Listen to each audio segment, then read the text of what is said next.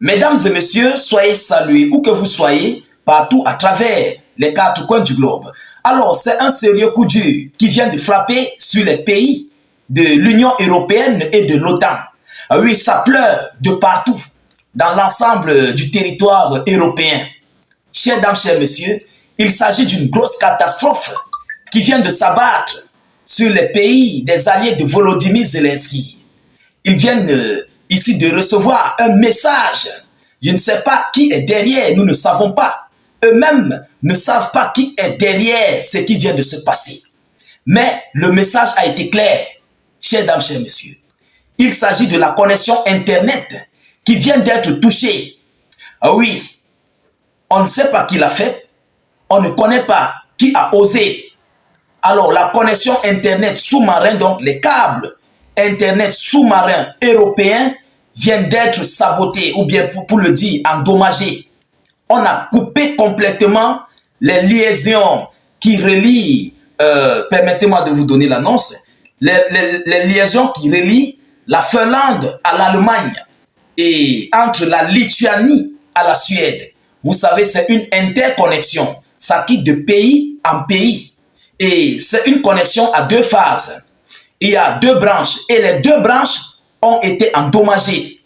Il ne faut pas l'oublier, il faut d'abord le savoir que ces pays qui viennent ici d'être coupés de leur réseau sont en train de se préparer mais complètement à un conflit contre la Fédération de Russie, dont nous allons parler de la Finlande, la Lettonie, l'Estonie, la Suède, la Roumanie, la Pologne, tous ces pays-là.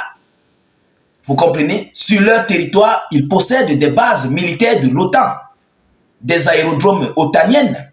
Alors, par rapport à ce qui vient de se passer, on a complètement limité, on a coupé le réseau qui relie ces pays aux voisins de la Fédération de Russie jusqu'en Allemagne.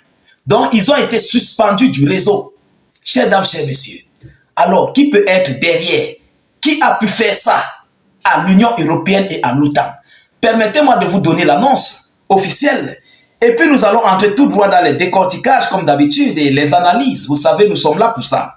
Alors, selon les informations, la Suède est très remontée. Alors, qu'est-ce qu'ils disent? En Suède, un câble sous-marin cassé a été classé comme sabotage.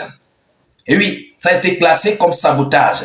Le parquet du pays a ouvert une enquête préliminaire, a indiqué le département dans un communiqué. Plus tôt, le directeur technologique de la société lituanienne, monsieur Telia Lietuva, a déclaré que le câble a été coupé dimanche matin vers 10 h, heure lituanienne. Les systèmes ont immédiatement signalé que nous avions perdu le contact. Les systèmes ont complètement signalé que la Lituanie, la Suède avaient perdu le contact. Ah oui, donc maintenant ils sont hors connexion Internet avec les pays du centre, bien, comment je vais dire, les pays de l'autre côté, du côté de l'Allemagne, la France et autres. Ils sont maintenant coupés de la connexion Internet. Je parle de fibres optiques. Si possible, les simples connexions des téléphones, peut-être ça peut fonctionner. Mais tout ce qui concerne fibre optique a été complètement endommagé. Et vous savez, lors des travaux, peut-être de lancement des missiles, ils travaillent avec une forte connexion pour travailler avec des satellites, coordonner des travaux, tout ce qui s'ensuit. Donc, ça a une grosse part de boulot dans leurs opérations contre la Fédération de Russie et les alliés en fait de la Russie. Bon, je vais entrer en profondeur. Qu'est-ce qu'ils disent? À ce stade, nous voyons que les câbles entre la Lituanie et la Suède, entre l'Allemagne et la Finlande, notre contextuel ne se croisent que sur une superficie de 10 mètres carrés. De 10 mètres carrés.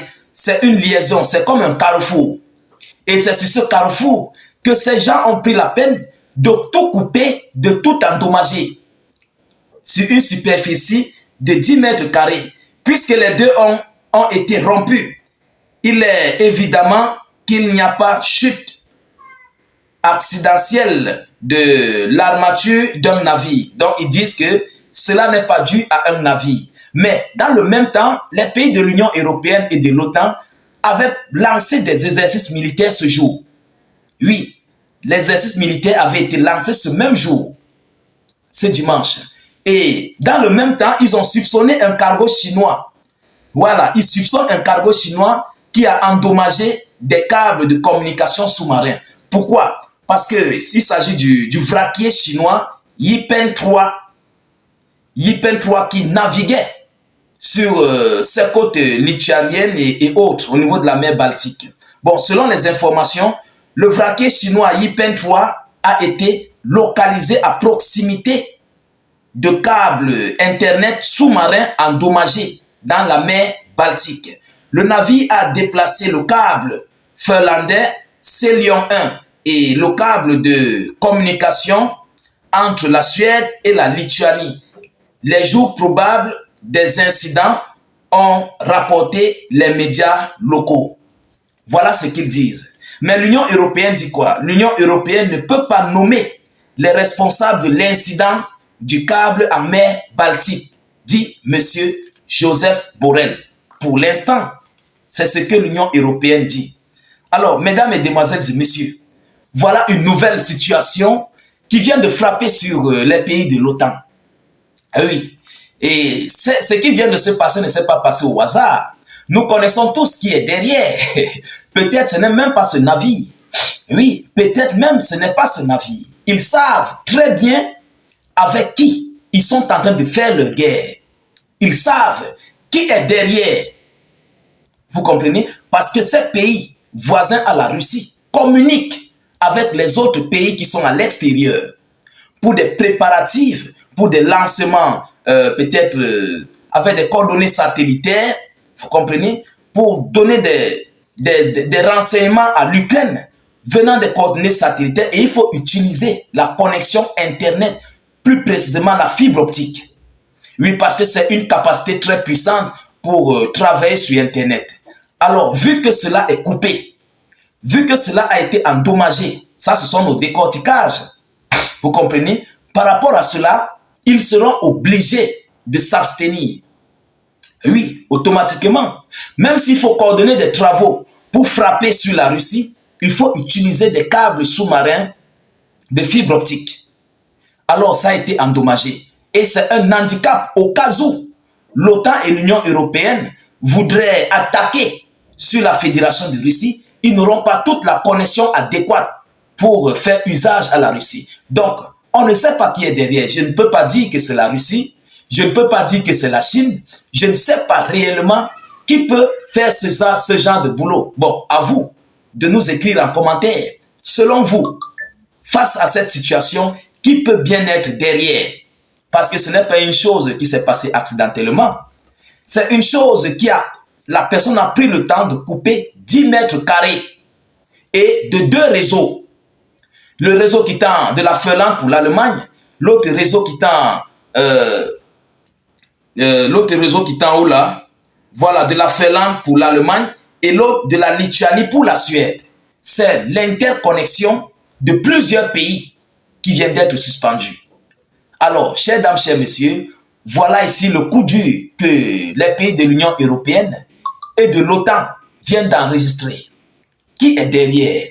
Nous sommes encore en train de chercher ce qui s'est passé, mais jusqu'à présent, on n'a pas de réponse. Eux-mêmes, l'OTAN n'a pas de réponse. Peut-être ils savent qui est derrière, mais on ne peut pas accuser quelqu'un à tort et à travers sans avoir de preuves. Parce que ça, c'est une autre loi juridique qui risquerait de s'ouvrir. Vous comprenez? Alors, chers dames, chers messieurs, nous continuons de suivre cette actualité le plus près que possible. Nous ne manquerons pas de vous tenir informés de la suite de ces hostilités. Alors, partagez au maximum la vidéoconférence, surtout mettez-la partout à travers le monde. Cliquez surtout sur notre lien de notre chaîne YouTube dans la zone de commentaires. Nous réalisons des vidéoconférences là-bas.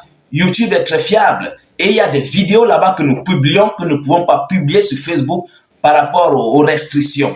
Vous comprenez? Donc le lien se trouve en commentaire. Cliquez sur le lien de la chaîne YouTube en commentaire sur notre page Facebook. Dès que ça s'ouvre, vous cliquez ensuite sur s'abonner. et après vous activez la cloche de notification pour ne plus rater nos prochaines émissions. Alors, laissez beaucoup d'avis en commentaire.